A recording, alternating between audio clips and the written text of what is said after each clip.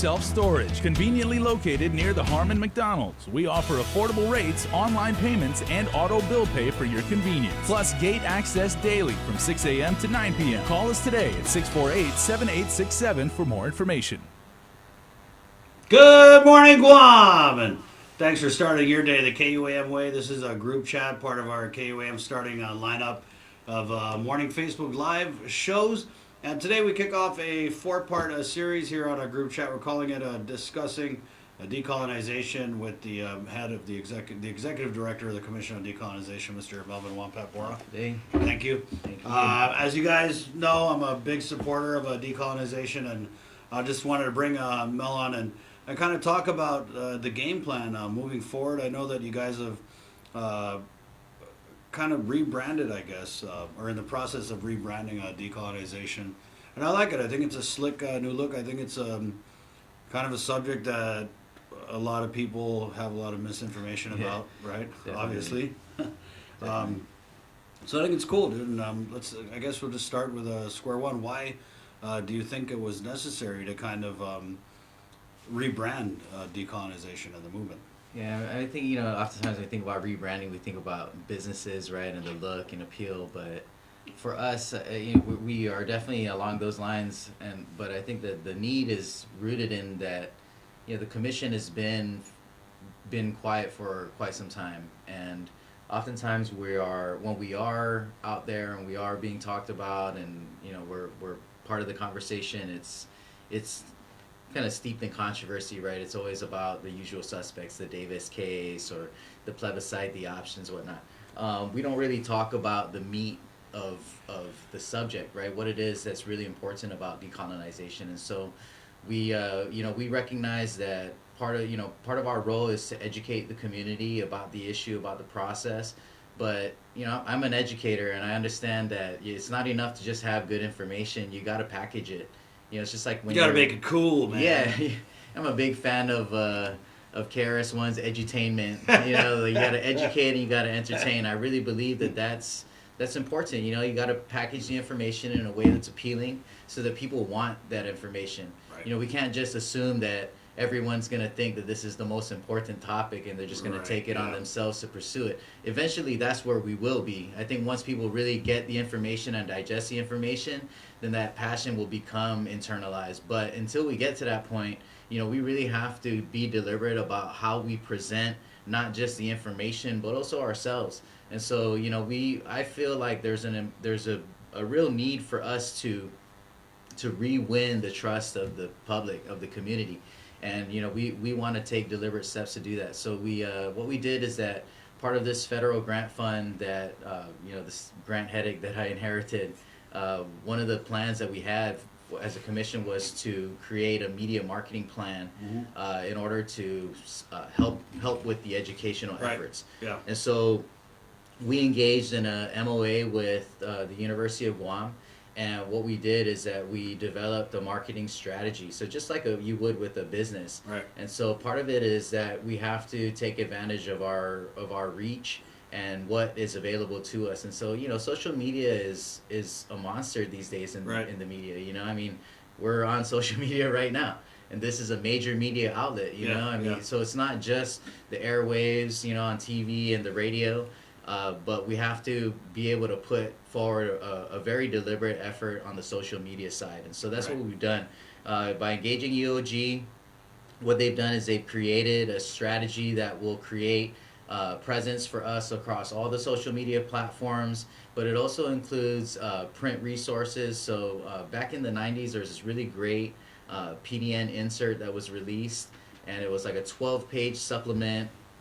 And it was basically just a breakdown of decolonization. It's really well done, but it's old. It's been a while since we've had something. Been a minute. Yeah, so that's one of the things that we've really tried to do is in addition to not, we're not just saying we want to create these social media accounts and have a COD Twitter, but what is going to go on that Twitter? And so one of the other challenges that we had when I first started was that the archive was a mess. So we had part of the archive down at the repository, which was previously in Nevis Flores, now moved to Barragata. And then the other part of the archive was just stacked in boxes, collecting dust. and we managed to track it down. It was at one of the offices in Adelup. It ended up back into our office, but it was just Right. it was not in good shape. And Yeah, so, and I think that's important because there's kind of like this collective lapse in knowledge, right, about a lapse in memory decolonization. too, Right, you yeah. know, about what it is that we have done. And so that's one of the great things about being forced to deal with the archive and organize it and sort through it and filter it out, is that we were able to really pick through it and find some other educational materials that we could use, historical documents that kind of help lay out the timeline for us. And so, with the help of with the political science group at UOG, we had a group of student interns who we tasked to really, go through the archive and then digitize it. Right, And yeah. which is a great move for us because, it's a massive amount of work, but, these guys had the equipment to do it and the manpower to do it. And, thankfully they helped us. And now that we have it, what we've been able to do is to post those files onto our website. Right. And so it's really nice because now we have, the archive is much more accessible. In the past, it's like you got to go down to the library and you got to find it. You got to dig through all the files, and it's a lot. And we recognize that it's not just about good information, but also about accessibility. So what's in addition these to packaging? in the archives? There's a lot of stuff actually. One of the things, one of my favorite things that I discovered in the archive was there was a conference series that was held in DC that was it featured all the U.S. territories, so Guam, Puerto Rico, American Samoa, U.S. Virgin Islands, and I think, was Hawaii there? I'm not sure if Hawaii was rep. I know they had a rep, but I don't think they were, they're a state, so Yeah. they had a different role. But the conference, after the conference, what they did was they compiled all of the statements from all the experts, and they pressed it into a book.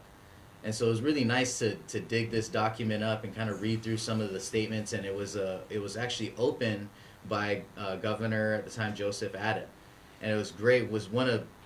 After reading this is one of my favorite statements that I've read from Governor. I feel like Ada. Joe Ada doesn't get enough credit. He does not. Yeah. He absolutely does not. And I just want to say that Governor Joseph Ada was one of the major influential leaders of our self-determination decolonization movement. Right. During that era, that Commonwealth era. Right. He really does not get enough credit for He the work doesn't. that he did. And I think what's interesting is that because I follow you guys on the social media, and I saw that you guys had put out a few graphics on the walkout that Yes. happened. And I Right. think what I find really cool about that is, a lot of people were just starting the decolonization discussion year zero right now. Right. And I think it's important to show them that, hey, it wasn't too long ago when all of our elected leaders were on the same page about decolonization. And Absolutely. it didn't matter Republican, whether it's former Governor Joseph Ada, or Democrats like former Governor Rico Berdalio, Right. or even going back to the walkout that gave us pretty much gave us the organic guy. Yeah, You one of see my that- favorite things about that era, what you're talking about, that kind of consensus across the board that we're going to pursue this was, and if you remember back in that era, all the GovGuam letterheads used to say Commonwealth Right. Now on it. And had the little Yeah, the lady, little- right? yeah. Yeah. And it was great. It was great that I loved that example because it showed that bipartisan support, and that's one of the things that we always tout at the United Nations, is that's what's different about Guam. Guam, when it comes to decolonization, it's not split across party lines. In a Right, lot of yeah. places, the political parties are positioned around their position on decolonization.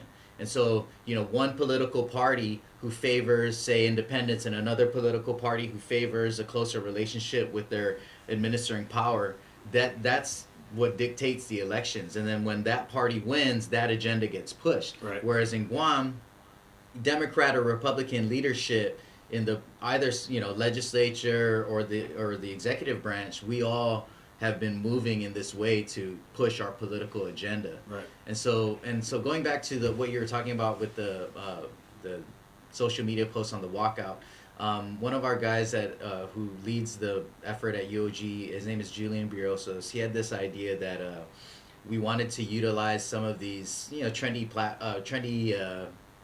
I guess, posting platforms on the social media, right? And so he brought up Throwback Thursdays and Flashback Fridays, Right. and so you know how these things go, right? You post a throwback picture of yourself or whatever. Post a skinny picture. Yeah, there you go. And so we figured, let's post Guam's skinny pic, right? Of some of the things that have really been popping on Guam in Right. decolonization, and so that piece was what we agreed on was let's use Thursdays as a way to throw back to events in decolonization history on Guam. And then Flashback Fridays, or we renamed it Feature Friday, to feature a face, a character, a person who was involved in that work. And so we kicked it off, just because it's kind of relevant right now. We try to throw back onto a history of the full history of the Davis case, a timeline. Right. We did our Feature Friday on Attorney Julian Uggan. And then this last one, we did the walkout feature on former Senator Carlos Taitano. Right. And so we look forward to doing more of these. And it's exactly what you said. We think it's a great opportunity for us to highlight some of our history and remind our community about some of the things that we've been through, some of the challenges that we have, encountered, overcome, and the ones that we have not yet overcome. Right. And it's a good way for us to, be very strategic about how we're going to move forward. Right. And I think it's also it's inspiring to people who are just joining this conversation, but also I think for me, it kind of holds up these leaders that we've had in the past as maybe an example for the leaders in the present to kind of, aspire to. Yeah, definitely. We are very unified, like you said, crossing party lines, but there is a little bit of that blood in the water when you have certain politicians who right. kind of come out and bash on decolonization. But what I think is really heartwarming, that's not even the right word, is that there's only like one or two of them. Yeah. You know what I mean? For the most part, everyone is There's on always the got to same be a page, couple. right? You got to make it Yeah. interesting. Yeah. Yeah. In my experience so far, I can say that we've had a lot of support on the legislative side in terms of the work that we're trying to do. Right. We haven't run into a whole lot of interference, and I feel like I've really been given the freedom to do the work that I was hired to do, and I feel confident in the effort that we've put out so far. It's been admittedly it's been quiet on the home front because we've just been under this grant rock, but as you can see now, we're finally getting all of the projects that we're focused on getting squared away are finally in the stage where they're starting to roll out their product. Right. And so we're it's only up from here. At this point we just got to continue to improve on what we have and expand what we have. It's not perfect by any stretch. We're active on all the social media platforms. We have an account on Twitter, Facebook, Instagram, YouTube. We have our website live. The website definitely has some issues. It's an old site, so there's issues with the code that we're trying to work out, but we still have some great resources on there. Right. There's like a whole slew of articles from the media which really lays out the landscape of our history, just through the media in terms of newspaper articles and whatnot. There's articles that are posted from the website, and what we did was from the archive that are organized on the website through topic. So we try to break it down into like governance, economy, defense, foreign affairs, social impact. Hey, what's the address for the website? The website is decol.guam.gov, so decol.guam.gov. Okay. And then on you can just search up Commission on Decolonization on any of the social media platforms, and we're on there. What I think is cool is that most of this year, and I think in the recent past years, a lot of the effort of the Commission on Decolonization has been spent kind of like in a defensive mode, moving back, covering up, dealing with just the barrage of the Davis case. And absolutely. So I think this is important because it is. Now you guys control your narrative moving forward. You do what you do. Thank you for saying that. It's a very challenging thing, and I think that it's the nature of the game. Decolonization is always going to be under fire, and I can't fault anybody in the past who has found themselves in a reactionary position. It's just kind of the nature of the game. But I think a lot of it is because they're just not informed. You're absolutely right. But you're also right that it is very important for us to have some kind of control over the narrative and for us to not always be on the defensive. And so we've really tried to take that position and to say, all right, we know that we have to defend a lot of things, and we know that we constantly have to kind of fight back, the criticism. But we also know that there's a lot of really great information that's just not out there. Right. And we also know that when that information gets out there, it really changes the dynamic of the conversation. And so what we've tried to do is we've tried to position ourselves to say, yes, we're going to defend these things. We're going to maintain the reputation and the dignity of the commission. But at the same time, we're also doing other work to position ourselves so that we can control what we have control over. Right. And things like our history, things like the process and the facts. I mean, these are irrefutable facts. Yeah. So it's a great way for us to interact in that dynamic. And I really appreciate that now we are starting to push out stuff that allows us to direct the conversation. And that I really believe is important so that we can elevate the level of that conversation. All right, we do have a ton of comments here. Just want to shout out my buddy Ned for watching. Debbie Davis also on here. Jesse Limtiaco, who's a pretty steady voice on social media. USA is in possession of stolen property. He's talking about the land. Will they ever give it back to the natives? Then he also says, what do you say to those that say the Commission on Decolonization is favored towards independence? How do you address that? Oh man, that's my favorite question. You get this all the time. I do. think I asked you this is like your first day on the job. Again, that comes with the territory. Right, Yeah. I mean, I think that the way I look at it is that I am highly educated on this subject, and I'm this way because I have a desire to know, and I think that anybody who has put the time in to understand the framework, to understand the context, and to educate themselves on the statuses, they're going to have an opinion. They're going to have a preference. Right. I'm just like anyone else. I have a preference. But that being said, the thing that's most important to me is Guam's right to choose. Right. And Guam's opportunity to change. The thing that I have come to, and this is one of the things that I had to reconcile personally before I took on this role, was that, what's more important to me, my preferred status or decolonizing Guam? Because status and decolonization are two totally different things. I mean, They are related, and they are connected for sure. And I think that's where a lot of the confusion and the people who are just kind of bashing on the processes, they don't understand that they're two separate things, and they kind of mix them up. You know what I mean? Absolutely, and this is also helping me to fight a current fight that we've been going at for a while now. Is this whole status quo argument? Like, why isn't the status quo an option on the plebiscite? I can't roll my eyes hard enough. I know. But the thing is that was one of the things that really helped me to reconcile my personal views. And find myself into a place where I could do this job and do it right and do it justly. And so, in my opinion, if I would take any status, any of these three statuses, I will take any of them over our status quo. Even statehood.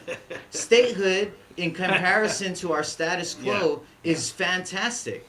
In the sense that if we're gonna be integrated into the system, we're gonna be a part of the system. We might as well be fully a part of it. Right. There's no sense. We can't be 1 foot in, 1 foot out. Yeah, no halfsies. Right. You know what I mean? You don't get jumped into the gang, and that's like what happened to us. We got jumped in, but they didn't let us in the gang. Yeah. I mean, come on.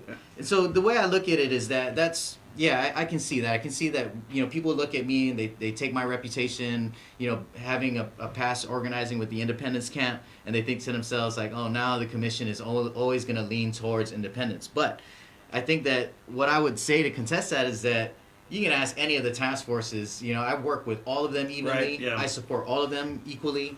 And I personally believe that the stronger each task force is, the better it is for our movement as a whole. Because I can tell you from experience that when one task force is out and the others are not, then it weakens the work that you're doing. Right. And so even in my experience organizing with the independence camp, there were times when we would go out and we would talk to people about independence, and people would want to ask questions about statehood or free association. And they'll ask us, well, where are these guys? And then they're mad at us because they're not there. Like, well, how come we're only hearing from you guys? This is biased information. And it's, it's disheartening because everybody in the task force is a volunteer.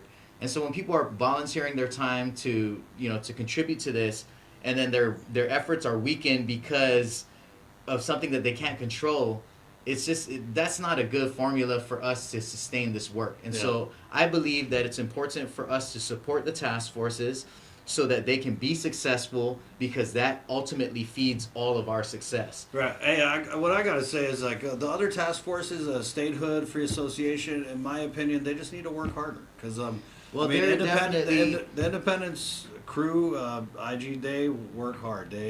They're doing all the things that you do with marketing. Right. They're treating this like, it's almost like a business campaign. They are, and I got to give them respect for that. Absolutely. And I know Maget Bavakwa has offered his help and insight to the other task forces, so I don't think it's like the relationship between them is not. It is not. I have they're to not say, really separate. I just not. feel like I can say that they have a much. Under this new commission, I really feel like our task forces have a much better working relationship with each other. And I can tell you that from experience. In the past, we used to go into the commission meetings and we'd just argue with each other all day. Yeah. But now, it's like we all understand, look, this is what time it is right now, okay? And this is what I like, is that they all know that our community has a very deep need for some real basic decolonization 101 type information. And that's critical, because if they don't have that information first, it's pointless to talk about status. Yeah. And even the statuses, the task forces themselves have complained, look, the commission is not doing enough, because we get all these people who are asking all these questions that are basic decolonization questions that they shouldn't be tasked to answer. That's our job. Yeah. And I totally agree with that. And so part of it is too is that in past iterations of the Commission on Decolonization, if you look at what's happening now, is we have these task forces out there promoting their status options. But on the COD side, we're just now kind of rolling out the 101. So in some ways, it's almost like the cart before the horse. It really is. And that's why so now you're like trying to reconcile everything. Absolutely. And that's why we really had to put a very strong effort in that sense. And the status quo education, going back to that, is really critical. We get this criticism all the time where people say, oh, well, nobody's mad about the status quo. People are okay with the status quo. And then we get criticized again when they say, oh, well, if people say that if you say you like the status quo, then, these decolonization advocates just turn around and say that you're colonized. Which, and I get that. I get that argument. But in my opinion, I think that it's not a valid argument to just say that everybody who wants the status quo really knows everything about the status quo, because they don't, though. They don't. The status quo is complex. Yeah. And it's not something that is just, it's not just cut and dry. And we always have to be critical about every aspect. And yeah, there are some good things that come with our status quo, no doubt about it. But I don't think that we all understand some of the deficiencies of the status quo. Yeah, and I think when you talk to people who say, oh, well, status quo should be an option, they're just not informed about. And to me, it's not like I don't play that, oh, you're so colonized, or I just think that, economically and politically, there's some strong arguments against the status quo. And there are. When you sit down and talk with somebody who's status quo, you get to talking to them, and after you get past that first, because a lot of these people are just they just don't want to hear about anything with decolonization. Right. Change is scary, I get it. But the thing is that the status quo, first of all, the status quo label sucks. We should call it what it is. We are an unincorporated territory. Absolutely. Yeah. And so the way I look at it is that, look, the unincorporated territorial status is not meant to be a permanent status. And so even in that argument, okay, with the status quo that it should be on the plebiscite, let's just say for the sake of argument that we put status quo on the plebiscite.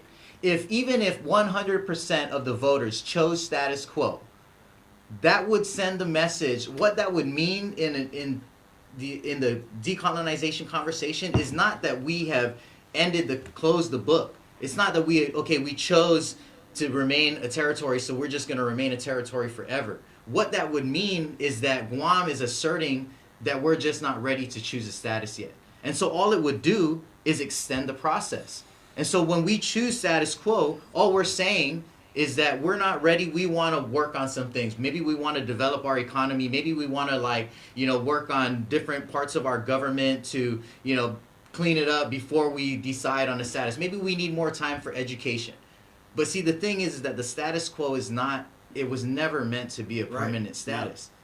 Ever. I mean, and it's been over 100 years. So yeah, I mean, to me, personally, again, I feel like the more time we spend arguing about status quo, is just things are just passing us by, because people who are informed, educated know that you can't have decolonization and remain a colony. I mean, the whole point is it's decolonization. I mean, it's just so simple. Mel, and it's been very passionate. I'm looking forward to the next 3 Tuesdays with you. I really didn't want to get into the status quo thing. We were supposed to just do the social media, but I mean, you're passionate. I'm passionate too. Thank you guys for watching. Remember, we're going to be doing 4 Tuesdays on GroupChat discussing decolonization. With Mel, of course, from the Commission on Decolonization. And then I know you're going to be kind of folding in some different guests over the next so we got the conference, before we go, the conference is being rolled out again in rebroadcast mode. So it goes on 1-hour episodes, and it's featured on PBS on every Friday at 8 p.m. And then they do a repeat broadcast on Sunday at the same time on Channel 12. And then that is always mirrored on YouTube. Right. So the episodes will be library archived on YouTube. And this is cool because I think it provides a lot of, I mean, sometimes we're in the bubble here in Guam, but when you start hearing other people from other places that are, facing a similar struggle, to see how much we have in common, I mean, it's crazy. So, yeah, check out the episodes. That's from the Fanhita Decolonization Conference. Again, they're all over social media platforms. Here for the likes and follows. Their Instagram, Twitter, Facebook. Yep, Twitter, Facebook, Instagram, YouTube. Right on. So, again, Mel, thanks for coming by, man. We'll see you next Tuesday. This has been our group chat. Guas y Chris, está Adios.